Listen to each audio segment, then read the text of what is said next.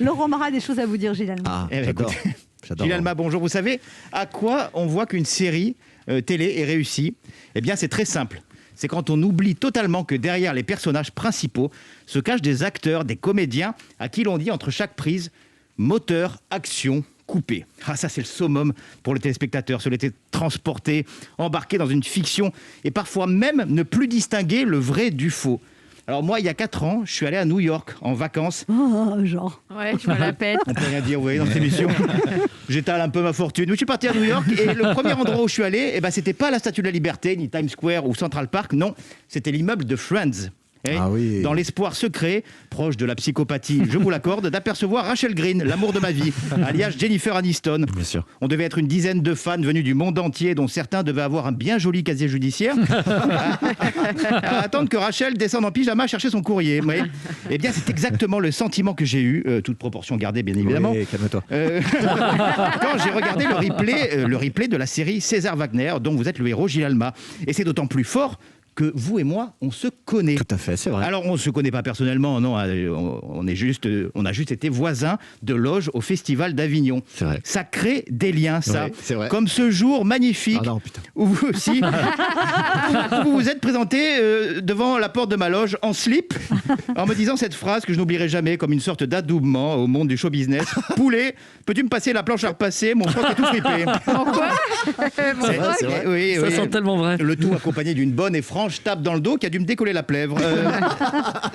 Cette proximité qui aurait dû me faire prendre plus de hauteur, plus de recul par rapport à votre performance et à l'écriture de cette chronique, eh bien pas du tout.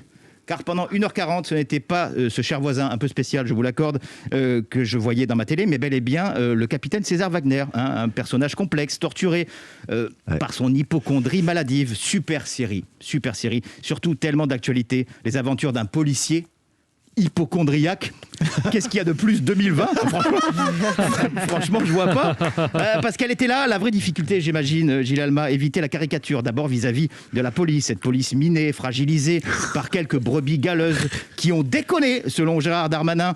Eh bien, votre performance lui fait honneur à cette police, tant votre personnage se montre intègre et humain, notamment dans les scènes avec la maman de la victime qui vraiment prennent au trip. C'est très émouvant.